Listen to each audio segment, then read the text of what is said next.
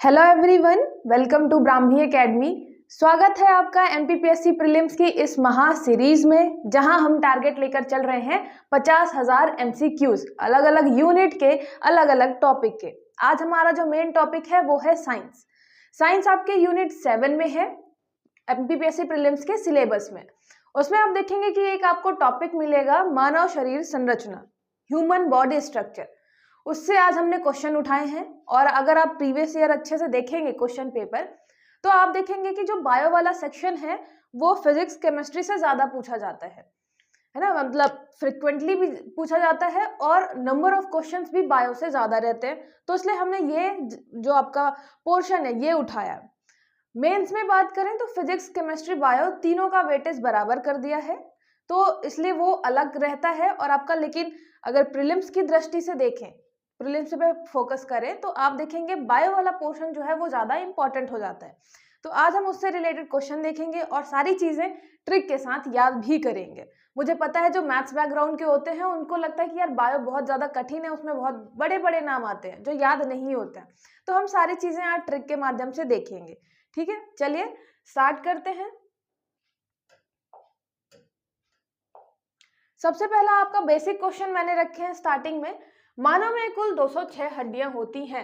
There are total number of 206 bones in human. और नवजात शिशु में 300 हड्डियां होती हैं। There are 300 bones in newborn. आपको बताना है 206 हड्डियों वाला तो आपको पता रहता है, ये तो कंफर्म रहता है सबको।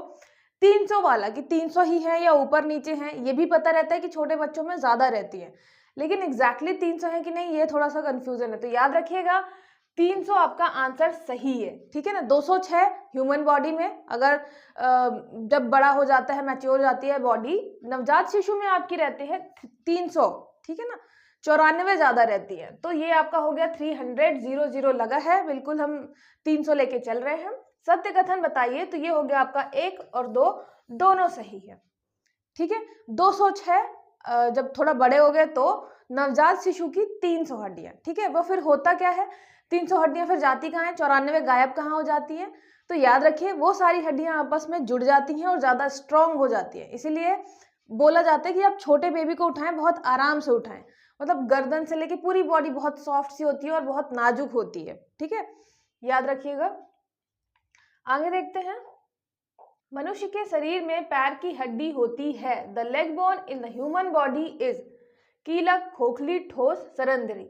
याद रखिएगा आपकी जो बोन्स होती हैं, पैरों की बोन हो गई, वो जो है वो पोरस होती है, सरंध्री। मतलब बिल्कुल सॉलिड नहीं होती है कि उनके अंदर कोई भी कुछ भी है ही नहीं, जगह ही नहीं है, इतनी ज्यादा सॉलिड है, ठोस है नहीं होती है वो ठोस, वो होती है पोरस, सरंध्री। अब गूगल करके देखेंगे तो आपको मिलेगा कि आपके बोन के अंदर ना छोटे छोटे छोटे छोटे पोर्स हैं, वहां पे बीच में आपको बोन मैरो भी मिलेगा। ठीक है, अस्थि मज्जा। हम देखेंगे बोन मैरो का काम क्या है। तो अभी याद रखिएगा कि जो आपकी पैरों की हड्डियां हैं, क्वेश्चन जैसा भी है कि मनुष्य के शरीर में पैरों की हड्डियां क्या है, वो पोरस है। ठीक है, सरंध्री। आगे देखते हैं।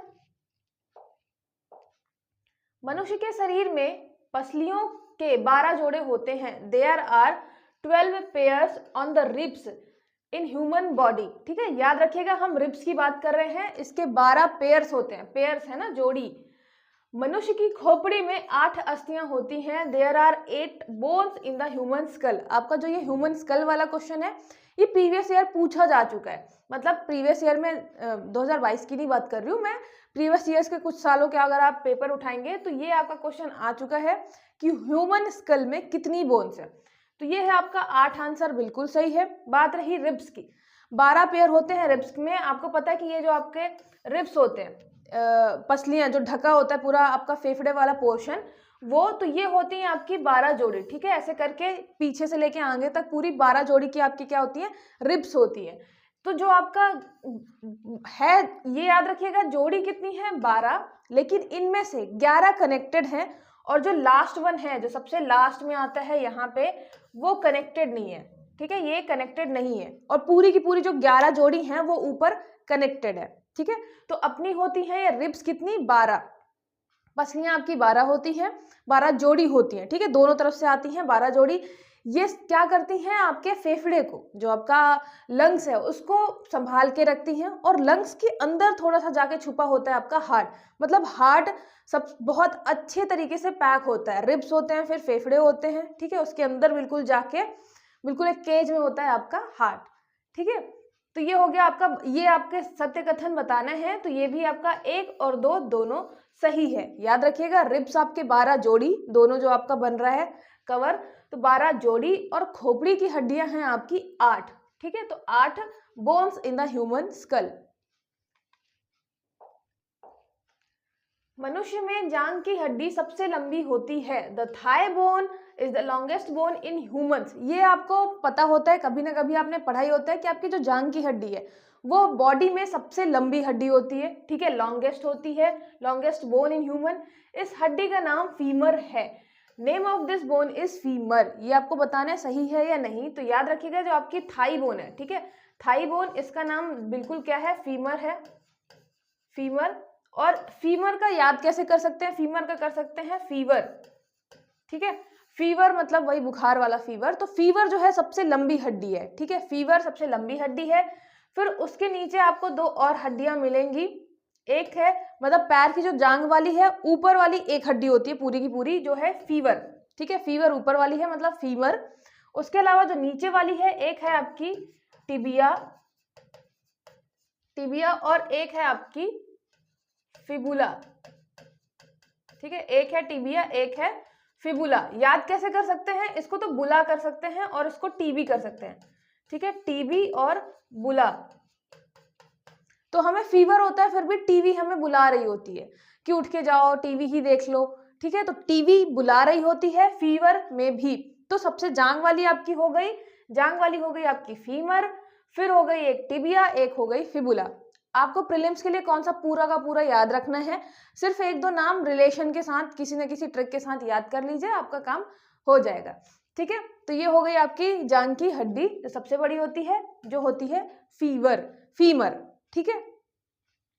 इसमें बताना है सत्य कथन कौन सा है, तो ये भी है आपका 1 और 2 दोनों, ठीक है, आपके दोनों सही है। मैंने मैक्सिमम क्वेश्चन ऐसे ही रखे हैं जिसमें आपको सही मिलेगा, जिससे आप जो ये लाइन देख रहे हैं उससे आप वो सीधी की सीधे आप याद कर लें, है ना। ये नहीं रहे कि ये गलत है ये सही है। मैक्सिमम क्वेश्चन ऐसे ही है जिसमें वो लाइनें क्या है, सही है, जिससे आप सीधे का सीधे यही याद कर लें। सबसे लंबी जांघ की हड्डी, नाम क्या है उसका, फीवर, फीवर मतलब फीमर, ठीक है। चल आगे देखते हैं।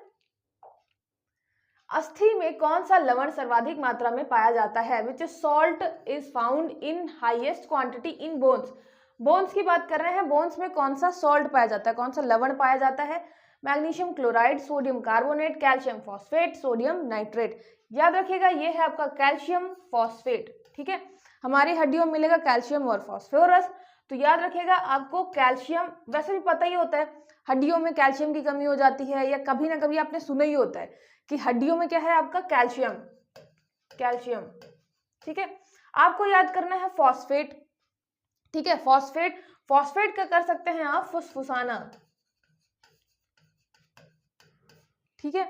अगर आपकी हड्डियों में कैल्शियम कम होगा तो आपकी हड्डियां क्या करेंगी, आवाज करने लग जाएंगी। आप थोड़ा सा भी मुड़ेंगे, पैर मोड़ेंगे, हाथ मोड़ेंगे तो चट्ट से आवाज आएगी, तो क्या होता है वो फुसफुसाने लग जाती हैं। तो मैग्नीशियम और आपका फास्फोरस मतलब फुसफुसाना, तो कैल्शियम और फास्फोरस, ठीक है। तो कैल्शियम आपको पता ही है, हड्डियों में कैल्शियम है, दांतों में कैल्शियम है, और ऐड भी आप देखते रहते हैं कैल्शियम से रिलेटेड, दांतों में कैल्शियम है, दांतों हड्डियों में आपका कैल्शियम है। उसके साथ आपको याद करना है फॉस्फेट के लिए कर सकते हैं फुसफुसाना, कि अगर कैल्शियम कम होगा हड्डियों में तो हड्डियां फुसफुसाने लग जाएंगी, ठीक है। तो ये हो गया आपका कैल्शियम फॉस्फेट, ये सॉल्ट पाया जाता है आपके बोन्स में, ठीक है।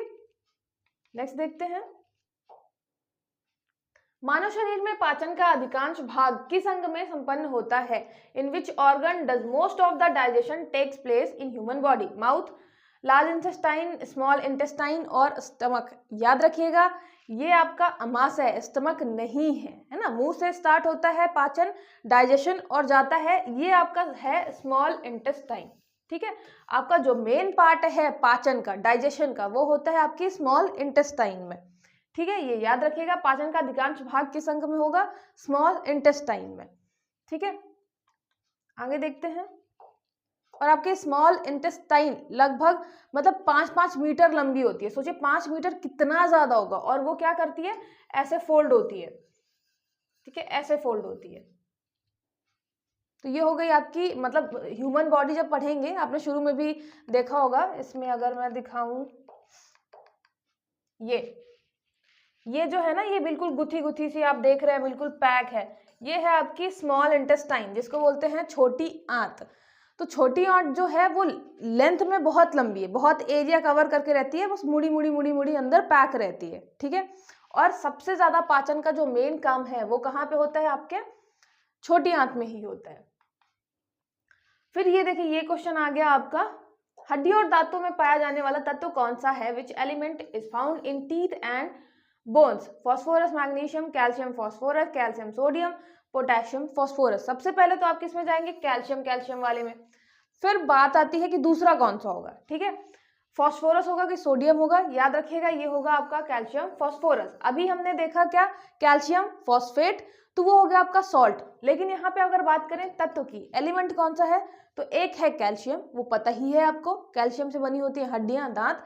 उसके अलावा एक हो गया आपका फॉस्फोरस, मतलब फुसफुसाना, हड्डियां या फिर दांत जब कमजोर हो जाएंगे तो क्या करेंगे, फुसफुसाने लग जाएंगे, आवाज करेंगे कहीं भी चट्ट से, है ना, कहीं भी टूटने की मतलब थोड़ा सा भी झटका लगा तो टूटने की दिक्कत आ सकती है। तो याद रखिएगा कैल्शियम फॉस्फोरस, हड्डियों और दांतों में, मतलब आपकी जो हड्डियां जितनी भी हैं सब में कैल्शियम है, सब में फॉस्फोरस है, ठीक है। इमेजिन कर लीजिएगा आपकी हड्डियां सफेद सफेद हैं बिल्कुल, और उसमें क्या है, कैल्शियम भरा हुआ है, और उसमें फॉस्फोरस भरा हुआ है। फॉस्फोरस मतलब आपका फुसफुसा रही है क्योंकि हड्डियां आपकी कमजोर है। आगे देखते हैं, मनुष्य की पाचन क्रिया कहाँ से प्रारंभ होती है, where does human digestion begin, अमाशय, माउथ, फिर स्मॉल इंटेस्टाइन, लार्ज इंटेस्टाइन। याद रखिएगा स्टार्ट कहाँ से होती है पूछा है, तो ये है आपका माउथ। जैसे ही आप मुंह में खाना रखते हैं और चबाना स्टार्ट करते हैं तो आपका जो डाइजेशन है, पाचन क्रिया है, वो स्टार्ट हो जाती है, क्योंकि आपके मुंह में क्या है, लार ग्रंथियां, लार ग्रंथियां, जिनको बोलते हैं सलाइवरी ग्लैंड, सलाइवरी ग्लैंड, ठीक है। सलाइवरी ग्लैंड जो है ये 3 जोड़ी है, 3 जोड़ी मतलब पेयर्स में है, ठीक है। तो इनके 3 पेयर्स हैं, और ये क्या करती हैं, एंजाइम्स निकालती हैं। एंजाइम एक तो है आपका टायलिन, और एक है आपका लाइसोजाइम, ठीक है। याद कैसे करेंगे, टाइलिन मतलब जो ये करता क्या है, टाइलिन, टाइलिन जो है आपका जो स्टार्च है, स्टार्च हिंदी में बोलते हैं मंड, स्टार्च, उसको तोड़ना चालू कर देता है, ठीक है। स्टार्च को तोड़ना चालू कर देता है, और छोटे छोटे फॉर्म में, मतलब स्टार्च को तोड़ना चालू करता है, तो ये आपका क्या हो गया, कार्बोहाइड्रेट हो गया।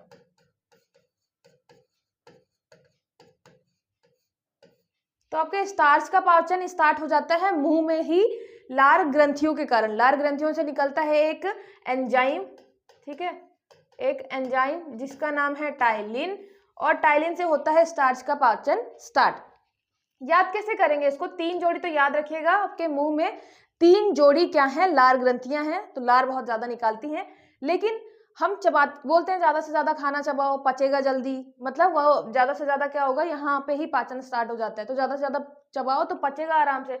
तो हम क्या हो जाता है, टाइलिन का एक तो आप बनाते हैं टायर्ड, इंग्लिश वाला जो वर्ड है ना टायर्ड, तो हम चबाते चबाते क्या हो जाते हैं, टायर्ड हो जाते हैं, तो मुंह में ही आपका पाचन स्टार्ट हो जाता है, तो बोलते हैं लोग ज्यादा चबाओ, लेकिन हम टायर्ड हो जाते हैं चबाते चबाते।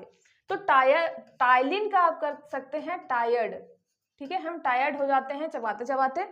या टाइलिन का आप टॉय भी कर सकते हैं, टाई से लेके टॉय कर सकते हैं, टॉय, ठीक है, खिलौना। तो मतलब आप कुछ भी मुंह में डालोगे तो खिलौनों की तरह उसको क्या करना पड़ेगा, चबाना पड़ेगा, खेलना पड़ेगा, दांतों से खेलना पड़ेगा, ठीक है। तो टॉय मतलब आपका खाना, और दांतों से खेलना पड़ेगा, आप ऐसे कुछ करके भी रिलेट कर सकते हो। ये हो गया आपका टाइलिन, जिसमें होता है आपका स्टार्च का पाचन स्टार्ट हो जाता है मुंह से ही, ठीक है। लार ग्रंथियां हो गई आपकी 3 तिगाड़ा काम बिगाड़ा। फिर ये हो गया लाइसोजाइम। लाइसोजाइम का क्या कर सकते हैं, लाइसो मतलब लाइसो का सिर्फ लाई कर लीजिए, तो लाई क्या लाई, ये लाई आपका जो आपके जो भी बैक्टीरिया वगैरह है, बैक्टीरिया वगैरह हैं, इनको क्या करता है, नष्ट करता है।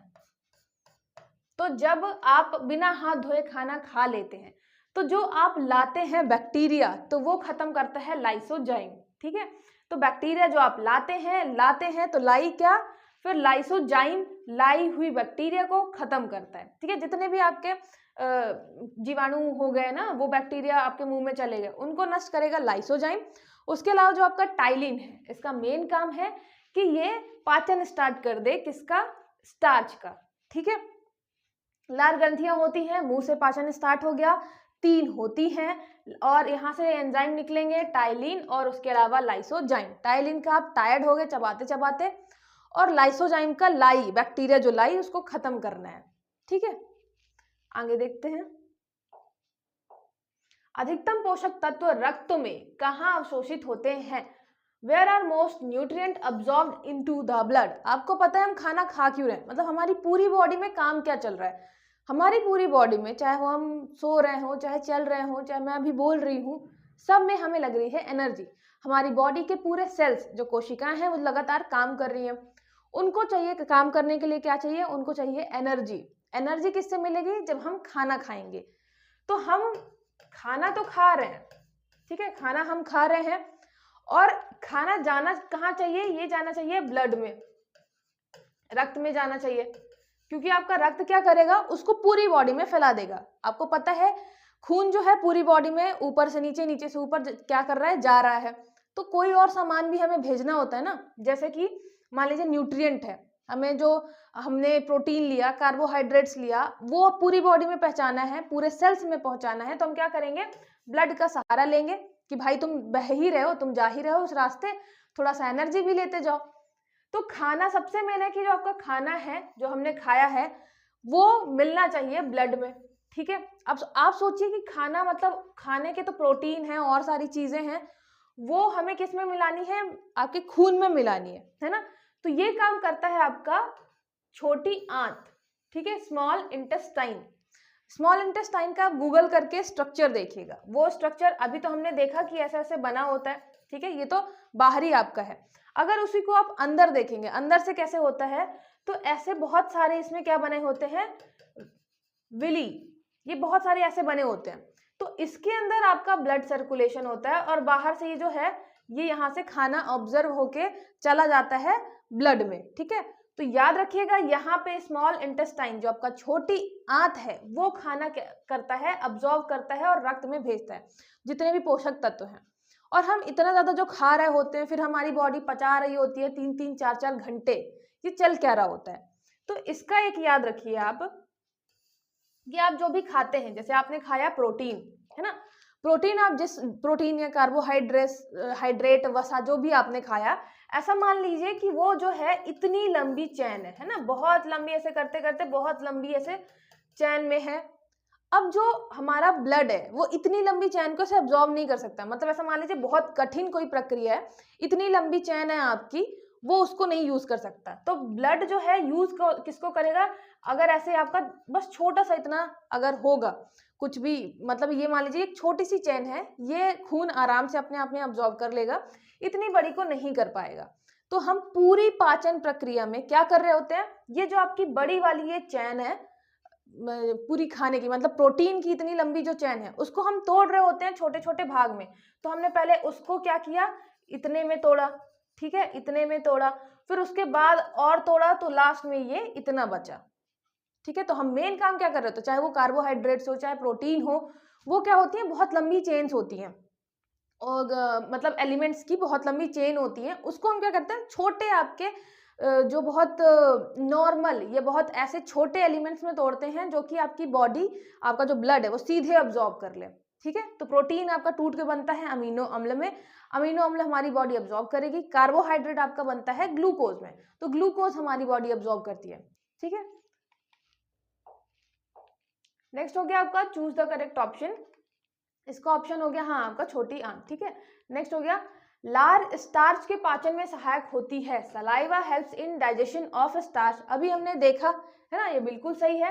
लार में टाइलिन नामक एंजाइम पाया जाता है, an enzyme called ptyalin is found in saliva, ये भी हमने बोला कि हम टायर्ड हो जाते हैं चबाते चबाते, तो ये हो गया आपका टाइलिन नामक एंजाइम। दूसरा था लाइसोजाइम, जो आपका लाई, बैक्टीरिया लाई, उसको खत्म कर रहा था।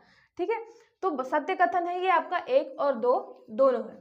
ठीक है, मैंने आपको बताया कि मैक्सिमम मैंने सत्य ही रखे हैं, जिससे आपको सीधे सीधे आपको लाइन याद रखनी है। लार में टाइलिन मिलेगा, लार स्टार्च के पाचन में सहायक है। लार में 3 ग्रंथियां पाई जाती है, 3 लार ग्रंथियां पाई जाती हैं हमारे माउथ में। पाचन कहाँ से स्टार्ट होता है, तो मुख से, माउथ से स्टार्ट हो जाता है पाचन, डाइजेशन।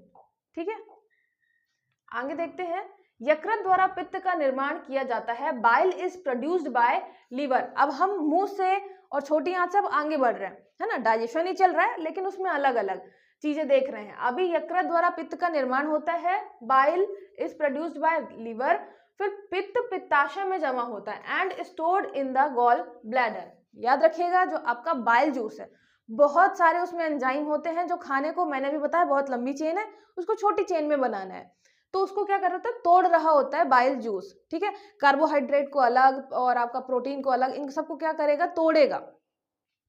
तो बनाता कौन है, प्रोड्यूस करता है आपका लीवर। याद रखिएगा, जो आपका बाइल जूस है उसको प्रोड्यूस करता है लीवर। लीवर बनाता है लेकिन स्टोर नहीं करता। आपका स्टोर कौन करेगा, वो करेगा आपका गॉल ब्लैडर। गॉल ब्लैडर, जो आपका पित्ताशय है, ये क्या करेगा, ये स्टोर करेगा। ठीक है, तो यहाँ पे आपको बताना है असत्य कथन, तो ये है आपका इनमें से कोई नहीं। ठीक है, आपके दोनों कथन सत्य हैं। लीवर बनाता है, यकृत बनाएगा, और आपका जो पित्ताशय है, गॉल ब्लैडर, वो स्टोर करेगा। और बाइल जूस में आपके बहुत सारे होते हैं एंजाइम जो खाना को पचाने में हेल्प करते हैं। ठीक है, आगे देखते हैं। पेप्सिन नामक एंजाइम प्रोटीन को पॉलीपेप्टाइड में परिवर्तित करता है। एन एंजाइम कॉल्ड पेप्टिन, ये एन बस है, ठीक है, an enzyme called pepsin converts protein into polypeptide. फिर पाचन क्रिया में प्रोटीन का परिवर्तन अमीनो अम्ल में होता है। In digestion process proteins are converted into amino acids. हम क्या कर रहे हैं, अच्छा ये जो है पेप्सिन, अभी आप पूरा डाइजेशन मैं नहीं पढ़ा रही हूँ यहाँ पे, जब आप पूरा डाइजेशन पढ़ेंगे तो वहां पे देखेंगे कि कौन कौन से ऐसे आपके, मतलब कौन सा जूस है जिससे पेप्सिन एंजाइम निकलता है। पेप्सिन के कारण क्या होता है, आपका प्रोटीन जो है वो क्या होता है, पॉलीपेप्टाइड में परिवर्तित होता है। मतलब प्रोटीन मान लीजिए इतनी लंबी हम चेन की बात कर रहे हैं, पॉलीपेप्टाइड मतलब उसका मान लीजिए आधा हम पहुंच गए हैं। ठीक है, फिर पॉलीपेप्टाइड को और छोटे छोटे उसमें ब्रेक करेंगे, मतलब छोटे छोटे जो आपकी चेन है, तो आपको इतने में करेंगे। और लास्ट में हमें क्या चाहिए, प्रोटीन का परिवर्तन अल्टीमेटली हमें चाहिए किसमें, अमीनो अम्ल में, अमीनो एसिड। ठीक है, अमीनो एसिड में चाहिए, और शुरू में यह है आपका प्रोटीन। इसलिए आप जो खाते हैं प्रोटीन, जो भी खा रहे हैं, उसको पचाने में बहुत मेहनत लग रही है। लास्ट में हमें क्योंकि चाहिए क्या, अमीनो अम्ल। इसलिए बोला जाता है कि आप जितना नॉर्मल खाना खाएंगे, जितना ऐसा खाना खाएंगे जो पचाने में आसान हो, उतना ज़्यादा क्या करेगा, बॉडी बहुत अच्छे से उसको अब्जॉर्व करेगी। ठीक है, और उसको काम कम करना पड़ेगा। मेन बात तो ये है, पचाने में और उसको मतलब कन्वर्ट करने में प्रोटीन से अमीनो अम्ल में, या आपके कार्बोहाइड्रेट जो भी हम खा रहे हैं स्टार्च वगैरह, उससे ग्लूकोज में। ठीक है, तो ये आपके सत्य कथन बताइए, ये इनमें से आपके ये दोनों सही हैं। ठीक है, पेप्सिन जो है, अच्छा याद कैसे करेंगे, आपको कौन से कहाँ पे एंजाइम निकल रहे हैं, फिर वो काम क्या कर रहे हैं, मतलब पचा किसको रहा है, ये भी याद रखना है। जैसे आपका पेप्सिन है, पेप्सिन जो है वो प्रोटीन को पचा रहा है ना। पेप्सिन को याद कैसे करेंगे, पेप्सिन का तो आप सीधे कर सकते हैं पेप्सी, पेप्सी। ठीक है, वो आपका कोका कोला वाला पेप्सी, पेप्सी, या फिर ये सीधे पा देखिए, जो आपका पा है ये क्या कर रहा है, प्रोटीन को पचा रहा है। ठीक है, ये जो आपका पा है वो प्रोटीन को पचा रहा है। सर्वप्रथम रक्त संचरण तंत्र का अध्ययन किसके द्वारा किया गया था, by whom was the blood circulatory system first studied। आपका ब्लड सर्कुलेटरी सिस्टम जो है, ये क्वेश्चन आ चुका है, इसलिए मैंने यहाँ पे रखा है ब्राउन, लैंडस्टीनर, ल्यूवेनहॉक और हार्वे। याद रखिएगा ये है आपका हार्वे, डेविडसन हार्वे वाली जो गाड़ी है, तो हार्वे जो है याद रखिएगा, हार्वे मतलब ये मैंने रिलेट किया अभी गाड़ी से आपका। ठीक है, तो रक्त परिसंचरण तंत्र, रक्त जैसे जाता है वैसे ही आपकी जो हार्वे बाइक है वो जाती है उतनी ही स्पीड में, ठीक है। तो हाईवे आप बाइक से कर सकते हैं, और जितनी बाइक स्पीड में जाती है उतना ही आपका ब्लड सर्कुलेशन उतना ही तेज रहता है, ठीक है। ऐसे आप इमेजिन कर सकते हैं। ज़्यादा हो तो हार्ले वाली आप क्या देख लेंगे, बाइक देख लेंगे, ठीक है। स्वस्थ मानव के शरीर में रक्त की कुल कितनी मात्रा होती है? What is the total amount of blood in the body of a healthy human being? हम जिसे खून की कमी है, एनीमिया है, उसकी बात नहीं कर रहे हैं, हम बात कर रहे हैं एक हेल्दी ह्यूमन बीइंग की। उसके अंदर पूरे मानव शरीर में रक्त की मात्रा कितनी होती है? शरीर के वजन का 5%, वजन का 7%, 10%, 12%।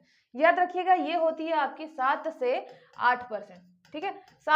7% याद रखिए, सीधे सीधे 7 जो आपकी पूरी बॉडी है उसका रक्त का वेट है 7, पूरा रक्त 7 में बहता है, तो इसीलिए उसका वेट भी है शरीर के वजन का कितना, 7%। मतलब 7% है पूरी बॉडी में, सिर्फ 7% तो आपका खून ही खून है, ठीक है। हम बात कर रहे हैं यहाँ पे हेल्दी ह्यूमन बीइंग की, ये भी याद रखिएगा।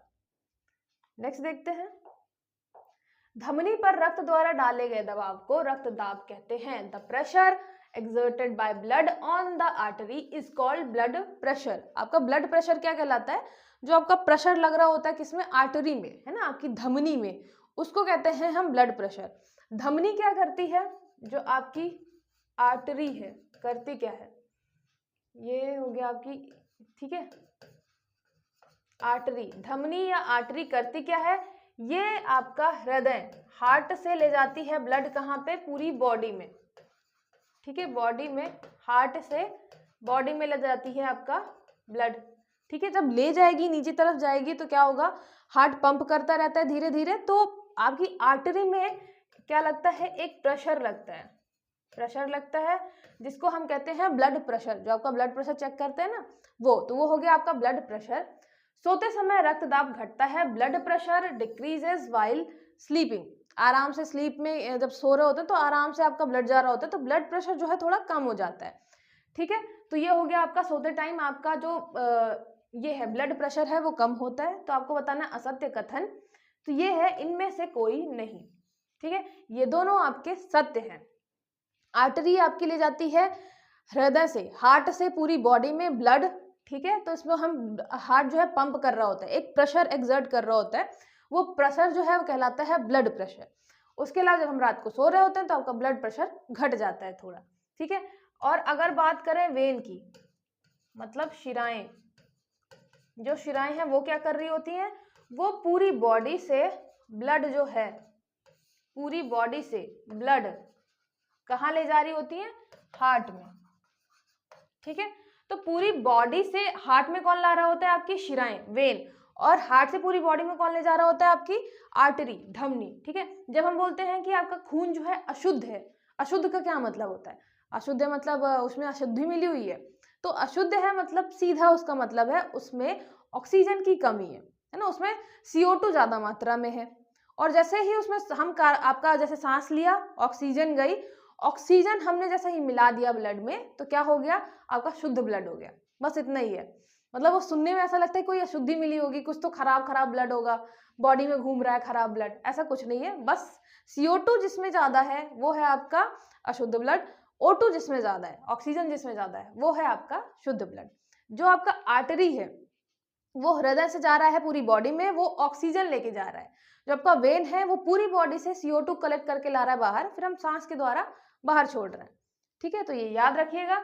और पूरी प्रोसेस क्या है, मतलब हार्ट जो है आपका ब्लड भेज रहा है पूरी बॉडी में, तो एक तो भेज रहा है, फिर वहां से कलेक्ट करके सामान मंगवा रहा है अपने पास, CO2 हम बाहर निकाल रहे हैं, ऑक्सीजन ले रहे हैं, तो ऑक्सीजन फिर जा रही हार्ट में, और हार्ट फिर क्या कर रहा है, पूरी मतलब जा तो फेफड़े में रही है, फेफड़ा फिर भेज रहा है हार्ट में, और हार्ट आपका फिर भेज रहा है पूरी बॉडी में, ठीक है। और हर एक काम के लिए आपको, छोटे छोटे काम के लिए ऑक्सीजन की जरूरत होती है, ठीक है। तो ये आप मानिए कि ऑक्सीजन पूरी बॉडी को चाहिए, तो हम सांस लगातार लेते रहते हैं, और उस पूरी प्रक्रिया में क्या होता है, आपकी CO2 बनती है।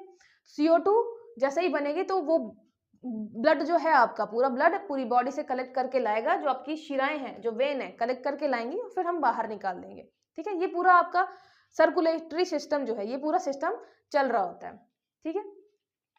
आप जब मेंस में डिटेल में पढ़ेंगे तो आप देखेंगे कि आपके लंग्स जो है, हाँ, जो सांस ले रहे हैं, सांस छोड़ रहे हैं, तो इसमें मेन काम जो ऑक्सीजन है, तो ऑक्सीजन ब्लड में कैसे जा रही है, फिर ब्लड के थ्रू पूरी बॉडी में कैसे जा रही है, वो हम सारा उसमें देखते हैं। हार्ट का क्या काम है उसमें देखते हैं। मतलब इतना ज़्यादा टफ है नहीं, बस आप मेंस में जब आराम से पढ़ेंगे उसको डिटेल में तो आपको सारी चीज़ें समझ में आ जाएंगी। यहाँ पे हम प्रीलिम्स के हिसाब से क्वेश्चन देख रहे हैं और याद कर रहे हैं, ठीक है। हीमोग्लोबिन का मुख्य कार्य ऑक्सीजन का परिवहन होता है। तो the main function of haemoglobin is to transport oxygen. Haemoglobin आपको कहाँ मिलेगी? आरबीसी, जो आपका लाल रक्त कणिकाएं हैं उसमें आपको मिलेगी हीमोग्लोबिन। उसका मेन काम है ऑक्सीजन का परिवहन। ये बिल्कुल सही है। मतलब हीमोग्लोबिन मान लीजिए आपकी क्या है, एक गाड़ी टाइप की है। हीमोग्लोबिन गाड़ी है, उसमें क्या करती है, वो ऑक्सीजन को बैठाती है और पूरी बॉडी में छोड़कर आती है, ठीक है। हीमोग्लोबिन आपको मिलेगा कहाँ? मानव रक्त का लाल रंग जो है वो किसके कारण होता है? हीमोग्लोबिन के कारण होता है। The red colour of human body blood is due to haemoglobin. ये भी आपका सही है। आपको जो ब्लड निकलेगा तो आपको दिखेगा बिल्कुल रेड कलर का होता है, वो होता है हीमोग्लोबिन के कारण। हीमोग्लोबिन आपको मिलेगा कहाँ पे? याद रखिएगा, ये मिलेगा आरबीसी। आरबीसी का नाम ही हमने रखा है लाल रक्त कणिकाएं, ठीक है। तो याद रखिएगा इसमें है हीमोग्लोबिन, जिसका मेन काम है ऑक्सीजन का ट्रांसपोर्टेशन एक जगह से दूसरी जगह पे, ठीक है। इसके कारण मानव का जो रक्त होता है वो लाल होता है। और हीमोग्लोबिन में लोहा धातु पाई जाती है। Iron metal is found in haemoglobin. याद रखिएगा ये भी सही है। आयरन मिलता है, जैसे ही आयरन की कमी होगी आपको बोल देते हैं खून की कमी है। तो ये हो गया आपका हीमोग्लोबिन में, क्योंकि क्या होता है? आयरन होता है, लोहा, ठीक है। हीमोग्लोबिन का मुझे नहीं लगता इसमें कुछ ट्रिक बताने की जरूरत है। हीमोग्लोबिन आपको पता होता है, या हीमा से कर सकते हैं ना, हेमा मालिनी से कर सकते हैं कि जो आपकी हेमा मालिनी है वो क्या कर रही है? वो ऑक्सीजन ले जा रही है पूरी बॉडी में। और हेमा मालिनी जो है वो लोहे, iron man, iron lady, iron lady है, ठीक है। आयरन लेडी, आयरन लेडी मतलब बहुत लोहे की तरह क्या है, स्ट्रॉन्ग है, मजबूत है। उसके अलावा क्या करते हैं, हेमा मालिनी का खून लाल है। ये तो मुझे पता ही, आपको पता ही होगा हेमा मालिनी का क्या, सबका खून लाल है। बस रिलेट करने के लिए है कि हेमा मालिनी के कारण खून लाल होता है ना। तो हीमोग्लोबिन के कारण आपका मानव का जो रक्त है वो लाल होता है। ये हो गया। आपको असत्य कथन बताना है तो इनमें से कोई नहीं, ठीक है। ये इनमें से कोई नहीं है, सारे के सारे सही है। आरबीसी में मिलेगा आपको हीमोग्लोबिन। हीमोग्लोबिन क्या करता है? ऑक्सीजन का ट्रांसपोर्टेशन, उसके कारण लाल रक्त मिले, आपको जो रक्त का कलर है वो लाल मिलेगा। और वो उसमें जो सबसे मेन मेटल होता है, सबसे मेन धातु होती है, वो होती है आयरन, लोहा, ठीक है। चलिए, लाल रक्त कणिकाओं का निर्माण अस्थि मज्जा में होता है। Red blood cells are produced in the bone marrow. आपकी जो बोन मैरो है, जितनी भी आपकी लंबी हड्डियां हैं, जैसे हम बात करें हड्डियां की, जितनी भी लंबी हड्डियां हैं, ये आप डायग्राम में ना जाएं, ठीक है। जितनी भी मान लीजिए हड्डी लंबी हड्डियां हैं, इसमें बिल्कुल बीच में आपको क्या मिलेगा? ये बीच में मिलेगा बोन मैरो, बोन मैरो। और इसका मेन काम होता है आरबीसी और डब्ल्यूबीसी का निर्माण। ये आपकी व्हाइट ब्लड सेल्स और आपके रेड ब्लड सेल्स जितने भी हैं, ठीक है, उनका निर्माण होता है। लाल रक्त कणिकाओं का कब्रिस्तान प्लीहा को कहा जाता है। The spleen is the graveyard of the RBC. Spleen जो है आपका, प्लीहा जो है, ठीक है, वो क्या है? आपका ग्रेवयार्ड है आरबीसी का। तो ये मानिए आरबीसी का निर्माण कहाँ हो रहा है? आरबीसी का निर्माण हो रहा है बोन मैरो में, अस्थि मज्जा। बोन मैरो आपको मिलेगी बड़ी हड्डियों के बिल्कुल बीच में, ठीक है। निर्माण यहाँ पे हो रहा है। अगर इसका कार्य मतलब इसका कार्यकाल देखें, कितने टाइम तक ये जिंदा रहती है, तो ये है आपका लगभग 120 दिन, ठीक है। आरबीसी जो है आपकी लगभग 120 दिनों में तक जिंदा रहती है, फिर मर जाती है। आरबीसी जो आपके सेल्स हैं, मरते कहाँ हैं? तो ये मरते हैं स्प्लीन में। स्प्लीन मतलब आपकी प्लीहा। अब अमाशय के ऊपर देखेंगे एक छोटा सा स्ट्रक्चर होता है, उसको बोलते हैं मैं स्प्लीन। तो स्प्लीन जो है ग्रेवयार्ड कहलाता है, किसका? आरबीसी का, ठीक है। इसके अलावा जो आपका लीवर है, यकृत, इसमें भी डेथ होती है आरबीसी की, ठीक है। तो ये भी स्प्लीन और लीवर, ये दोनों कब्रगाह हैं आरबीसी की, ठीक है। लाल रक्त कणिकाएं जितनी भी आपकी, उनकी ये कब्रगाह है। बनती कहाँ है? बोन मैरो में। मतलब आपकी जो बड़ी बड़ी हड्डियां हैं, हर जगह आपकी क्या बन रही है? आरबीसी बन रही है बोन मैरो में, ठीक है। तो लाल रक्त कणिकाएं ऐसा नहीं है कि हार्ट में, मतलब आपके हृदय में बन रही है आरबीसी, नहीं, पूरी बॉडी में बन रही है, ठीक है। जितनी भी लंबी हड्डियों में बन रही है आपकी लाल रक्त कणिकाएं। तो और इसकी कब्र का जिंदा रहती हैं 120 दिन तक। 120 दिन के बाद जब मरेंगी तो सीधी बात है वेस्ट हमारी बॉडी में फिर कोई ना कोई तो खत्म करेगा। तो आरबीसी का वेस्ट स्प्लीन और लीवर ये दोनों मिलके खत्म करते हैं। ठीक है, यकृत और प्लीहा। आगे देखते हैं। मानव रक्त में प्लाज्मा में प्रायः 91 से 92% पानी की मात्रा होती है। Plasma in human blood usually contain 91 to 92% water. फिर प्लाज्मा का मुख्य कार्य बचे हुए भोजन तथा हार्मोन को शरीर के विभिन्न भागों में पहुंचाना होता है। The main function of plasma is to transport the remaining food and hormones to different parts of the body. ये हम ब्लड के बारे में पढ़ रहे हैं। जब आप ब्लड को पढ़ेंगे ब्लड में तो आपको एक चीज मिलेगी प्लाज्मा और उसके अलावा मिलेंगे कुछ कणिकाएं। कुछ कणिकाएं मतलब एक तो हो गया आपका आरबीसी लाल रक्त कणिकाएं, डब्ल्यूबीसी सफेद रक्त कणिकाएं, श्वेत रक्त कणिकाएं, उसके अलावा आपको मिलेगा प्लेटलेट्स। ठीक है, प्लेटलेट्स। अब ऐसा आप मानिए कोई ऐसी पतली सी ट्यूब है, उसके अंदर हमने छोटे छोटे क्या रख दिए, पत्थर रख दिए। ठीक है, छोटे छोटे पत्थर है और छोटे छोटे पत्थर जब अंदर उसके जाएंगे तो वो घिस सकते हैं दीवारों से और उस पाइप के अंदर तो वो ऐसे फ्लो करेंगे नहीं। तो उस पाइप के अंदर फ्लो कराने के लिए उन छोटे छोटे कंकड़ों को क्या चाहिए, हमें एक पानी टाइप का मटेरियल चाहिए जो क्या करे उनको अपने साथ ऐसे बहा के ले जाए, है ना। वो पानी टाइप का मटेरियल जो है वो कहलाता है आपका प्लाज्मा। ये आपका पानी टाइप का मटेरियल ये है प्लाज्मा। उसमें क्या है, बिल्कुल पानी टाइप का मटेरियल, मतलब खून के अंदर आपके पानी टाइप का मटेरियल है वो है प्लाज्मा। उसके अंदर जैसे मान लीजिए ये आपका है, इसके अंदर आपका प्लाज्मा है पानी टाइप का मटेरियल। उसके बाद आपको छोटे छोटे क्या मिलेंगे, कण मिलेंगे। और छोटे छोटे कण ये किसके हैं, कुछ आरबीसी के हो गए, कुछ डब्ल्यूबीसी के हो गए, कुछ प्लेटलेट्स के हो गए। ठीक है, छोटे छोटे कण है जिसका मैंने एग्जांपल दिया पत्थरों से। तो ये है पत्थर, उसको आगे ले जाने के लिए प्लाज्मा यूज होता है। उसके अलावा मान लीजिए आरबीसी डब्ल्यूबीसी प्लेटलेट्स के अलावा कोई अगर क्या है हार्मोन है, उसके अलावा रिमेनिंग फूड है, उसको भी क्या करेगा अपने साथ रख लेगा और बहा ले जाएगा। ठीक है, तो ये हो गया आपका प्लाज्मा का काम। इसमें हमें बताना है कि सत्य कथन कौन सा है, तो ये है आपका 1 और 2 दोनों सही है। ठीक है, तो पूरी आप लाइन अच्छे से समझ के याद कर लीजिएगा। प्लाज्मा आपका पानी वाला मटेरियल, तो सीधी बात है 91 से 92% तो पानी रहेगा। और काम क्या कर रहा है, जो हार्मोन्स है ना, एक जगह से दूसरी जगह हार्मोन्स पहुंचाने हैं हमें। उसके अलावा क्या करना है, बचा हुआ भोजन पहुंचाना है। तो उसी में बढ़िया बैठा रहा है कि ठीक है हम पानी में बह ही रहे हैं, पानी को मतलब अपने साथ बहा ही ले रहे हैं, आरबीसी डब्ल्यूबीसी को बहा रहे हैं, तुमको भी साथ में ले चलेंगे। तो ऐसा कुछ कर रहा है आपका प्लाज्मा। आगे देखिए, श्वेत रक्त कणिकाओं का अधिकतम भाग न्यूट्रोफिल कणिकाओं का बना होता है। The majority of white blood cells are composed of neutrophil cells. श्वेत रक्त कणिकाओं का मुख्य कार्य शरीर की संक्रमण से रक्षा करना है। The main function of white blood cells is to protect the body from infection. ठीक है, तो ये आपके दोनों सही हैं। आपका डब्ल्यूबीसी का मेन काम क्या होता है, डब्ल्यूबीसी ये भी आपके बोन मैरो में बनेगा। ठीक है, बोन मैरो में ही बनता है ये। जो इसकी लाइफ है 2 से 4 दिन।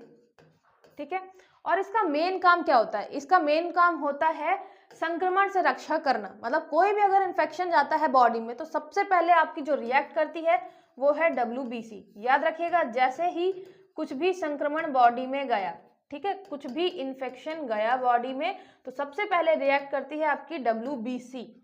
और डब्ल्यूबीसी जल्दी जल्दी से ये भी देखेगी कि कैसे उसको खत्म करना है, लड़ेगी भी उससे, है ना। तो व्हाइट ब्लड सेल्स का मुख्य काम क्या होता है, संक्रमण से रक्षा करना। लड़ती भी है कोई भी अगर संक्रमण बॉडी में आ जाता है तो।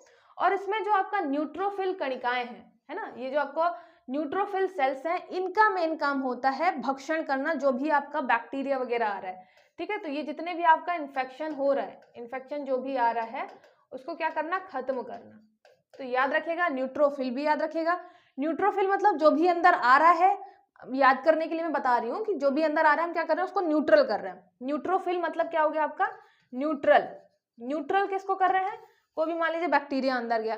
अब बैक्टीरिया जैसे ही बॉडी में गया, डब्ल्यूबीसी आपका बिल्कुल एक्टिव, एंटीना खड़े हो गए उसके, उसने जल्दी से देखा कि अरे बैक्टीरिया आ गया, इसको खत्म करना है, जल्दी जल्दी काम किया। तो डब्ल्यूबीसी के अंदर जो है आपका ये न्यूट्रोफिल कणिकाएं हैं, न्यूट्रोफिल सेल्स हैं। न्यूट्रोफिल जो क्या करेगा, उसको खत्म करेगा, उसका भक्षण करेगा, और फिर क्या कर देगा, हमारे बॉडी को फिर न्यूट्रल कर देगा। तो न्यूट्रोफिल से आप न्यूट्रल बना सकते हैं, और हमारी बॉडी को न्यूट्रल कौन करता है किसी भी संक्रमण से, वो करता है आपका न्यूट्रोफिल, जो कि मिलेगा WBC में, श्वेत रक्त कणिकाओं में। ठीक है, तो आपका ये असत्य कथन बताना है, असत्य कथन इनमें से कोई नहीं। आपके जो मैक्सिमम क्वेश्चन है आपको सीधे के सीधे ऐसे ही मिल रहे हैं, सीधे सीधे आप उसको ऐसे याद कर लीजिए, है ना। मैंने कोई भी गलत क्वेश्चन इसीलिए भी नहीं डाला क्योंकि बायो वाला एक तो याद नहीं होता है, अगर मैं गलती से गलत क्वेश्चन कर दूं और आप ये याद कर लें तो फिर दिक्कत हो जाएगी। ठीक है, तो इसलिए सीधी सीधी लाइन आपको जो भी मिल रही है वो सारी की सारी सही है, आपको ऐसे ही याद करनी है। मेन काम WBC और आपका RBC दोनों का काम हो गया। आई होप आपको सारी चीज़ें अच्छे से समझ में आई होंगी। अगर आपको कोई भी डाउट है तो आप पूछ सकते हैं कमेंट करके। और इसके अलावा हम अभी देखिए साइंस का देख रहे हैं, बायो वाला पोर्शन, उसके अलावा फिर पर्यावरण वगैरह से चीज़ें भी आती हैं, वो भी देखेंगे। मैंने अभी जो आपका साइंस एंड टेक वाला पोर्शन है ना, कंप्यूटर साइबर सिक्योरिटी से रिलेटेड भी 2 लेक्चर अपलोड किए हैं, वो भी जाके आप ज़रूर देखें, सारे बहुत इंपॉर्टेंट हैं। और पेपर में आपका जो टारगेट है उसे लेकर चलने के लिए आपको मैक्सिमम चीज़ें अच्छे से कवर करनी है, और वो भी करनी है जो आपके मेन पेपर में आता है। कुछ भी मत पढ़ते रहिएगा, लास्ट के इन दिनों में अपनी तैयारी को लिमिटेड करिए और ज़्यादा से ज़्यादा रिवीजन पे फोकस करिए। और हमारे साथ जैसे भी हम क्वेश्चन करा रहे हैं, आप देखिए कि आपसे को क्वेश्चन बन रहे हैं कि नहीं। ये बहुत बेसिक क्वेश्चन है, अगर ये क्वेश्चन आपके बन रहे हैं सारे के सारे, मतलब आप सही ट्रैक में हैं। ठीक है, मिलते हैं फिर नेक्स्ट लेक्चर में, पढ़ते रहिए। All the best.